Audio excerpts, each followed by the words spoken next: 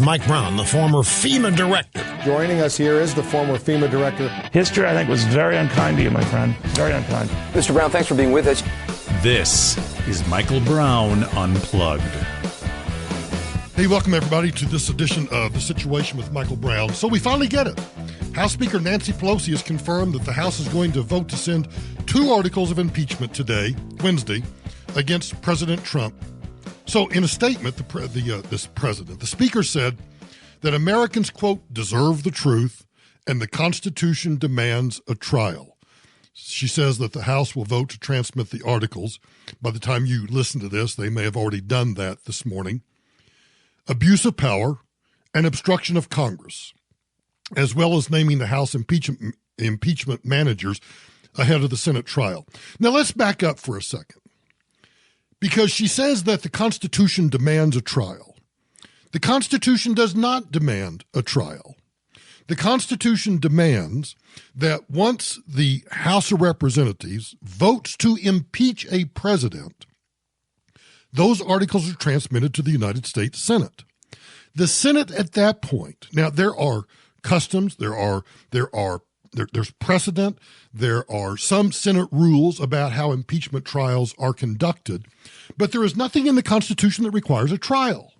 And I think people are getting all hung up, and quite frankly, I think a lot of conservatives and Republicans are getting nervous because if you read the headlines are essentially this. There are not enough votes, there are not 51 votes for a motion to dismiss. Take a deep breath. A motion to dismiss. Well, let's go back to the Clinton impeachment for just a moment.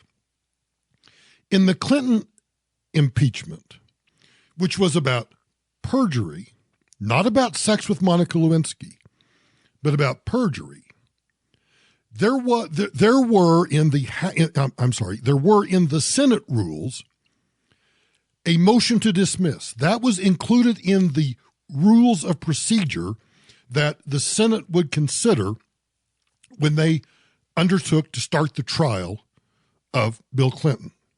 Let me explain how that works. So the Senate rules say that we're going to do A, B, C, D, however many steps they have that they want to take.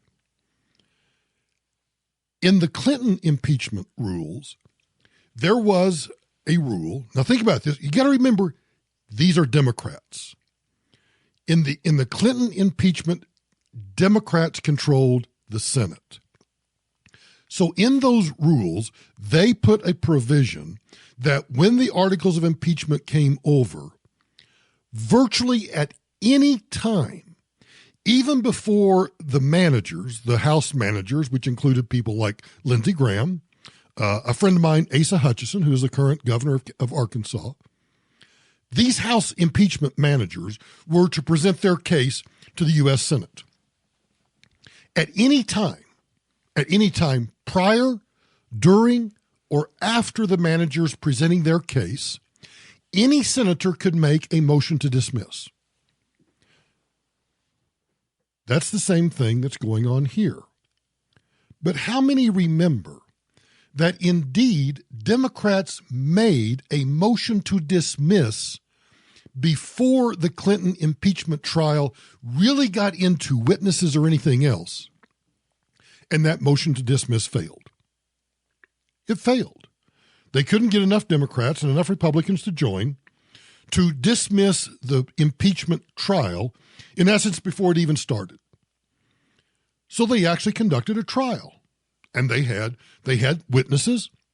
The impeachment managers from the House made their case, and then, after all of that was done, then they voted to turn down the impeachment, to reject the impeachment. So everybody's reading right now. Everybody reads the headlines that Mitch McConnell wants a motion to dismiss, and Lindsey Graham is out there talking about a motion to dismiss. The headlines are saying, though, that there are not 51 votes to get a motion to dismiss. And then, of course, over here as kind of a side circus is whether or not former UN Ambassador John Bolton and former Trump National Security Advisor John Bolton is going to testify or not. I think that's a sideshow circus. I have no clue. Now, some people speculate that John Bolton could bring down the Trump presidency. At the same time, other people speculate that the Bolton testimony could actually bolster the president's defense and would make a dismissal of the impeachment charges even more likely. I don't know. And quite frankly, I don't care. And I'll get to why I don't care in just a moment. But I want to go back now and walk through the Clinton impeachment, because McConnell, and excuse me here, but we're going to flash back and forth between the Clinton impeachment and the Trump impeachment. So the Democrats include a motion to dismiss in their procedural rules for the Clinton impeachment. Everybody assumes, if you remember your history, everybody assumes that once the Clinton impeachment articles got to the U.S. Senate, that some Democrat senator would stand up and make an immediate motion to dismiss. Not the case. But when they did make the motion to dismiss, that motion to dismiss failed. And the impeachment managers proceeded, made their case, made their argument. The president, in that case Clinton, was able to present whatever he wanted to present, and then they dismissed it. They rejected it. Here's why I think everybody is on tiptoes and walking on eggshells about this motion to dismiss in the Trump impeachment. And it's really quite simple. I think that Lindsey Graham and, quite frankly, a few other senators set the bar way too high. They set the bar that the minute the impeachment articles get over here, we're just going to make a motion to dismiss. We have 51 senators that will vote to dismiss it, and boom, it's gone. So now you have Susan Collins and you have Lisa Murkowski. You have a few others that are saying, well, wait a minute. Maybe we ought to actually listen to some witnesses. Now, why would Republicans say that? Because Republicans don't want to be seen cramming this down and saying, we've been bitching about the president not getting due process. Well, the House has done what it has the inherent power to do, which is to pass articles of impeachment. Now the due process, now you may argue that he didn't get due process in any of those procedures in terms of the witnesses and the hearings and all of that.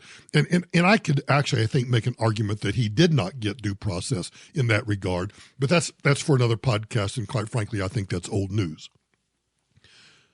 But Murkowski and Collins and some of the others are saying to themselves, particularly when you think about Susan, let's just use Susan Collins as the example. She is facing a election fight of her life.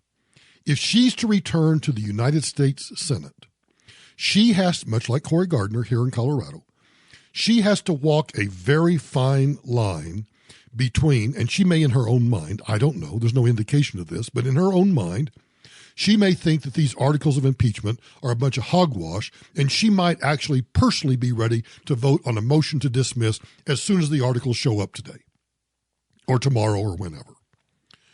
But she wants to show her constituents that she's a fair-minded individual that recognizes due process, and she wants the United States Senate to actually hear what the House has to say and then vote to dismiss it. So everybody that's all up in arms about this motion to dismiss, take a deep breath. Now, inherently, whenever a client would come to me and say, what are our chances of winning this case? I never said, this is a slam dunk. Or I never said, there's no question in my mind, you're going to lose, which is why I don't think you should go to trial. I would tell them, honestly, your chances are 50-50. In front of a jury of your peers, in air quotes, or a trial in front of a judge. You don't know. You may think you have the strongest case ever, but a particular judge, a particular jury may focus on one single thing, and that one single thing is what makes them decide against you and in favor of the other side, no matter how strong the rest of the case is. That's why I never thought that it was fair to say to a client that it's a slam dunk or you're going to lose. It's a 50-50 chance because it's human nature, and you just can't determine what human nature is going to do. So I think in this case, I think Nancy Pelosi has reached the end of her rope, and she knows that she can't sit on these any longer. Second, I think McConnell, as much as he wants to get rid of this as quickly as possible, is being pressured by some people in his caucus to say, you know what, we bitched and moaned about the president not getting due process. Now let's give him due process. And let's make certain that Democrats in an election year cannot claim that we just allowed the articles to come over, and before the House made their case, we just summarily dismissed it. So let's let the managers make their case. Let's, maybe or maybe not hear witnesses. Because here's what nobody talks about. Under Senate rules, any senator can stand up at any time and make a motion to dismiss. And 51 senators, and here's how I'm just guessing it's going to play out. And I may be totally wrong, and I'll eat crow if I'm totally wrong. But the way I think it's going to play out is the managers will come over. I'm sure it's going to be Adam Schiff and, who knows who else. But they're going to come over. They're going to make their case. The Senate may or may not hear from any witnesses. But I think before they even get to any witnesses, once the House has made their case against Donald Trump, I think someone like Lindsey Graham, Ted Cruz, any number of conservatives may stand up at that point and say to the presiding officer, I would like to make a motion to dismiss. And then they'll have a parliamentary debate about whether the motion to dismiss is proper under the rules or not. And once the parliamentarian and once the Chief Justice rules that the motion to dismiss is in order, there'll be a vote. And all McConnell needs at that point is 51 senators. So if Susan Collins and Lisa Murkowski don't want to vote for the motion to dismiss, the motion to dismiss would still pass. But here's why I think that's a winning procedure. Democrats cannot, although they will, Democrats cannot at that stage say, well, you didn't give us an opportunity to make our case. And the response should be from McConnell and every Republican senator, well, yeah, actually we did. We entertained your managers' statements. We listened to their arguments.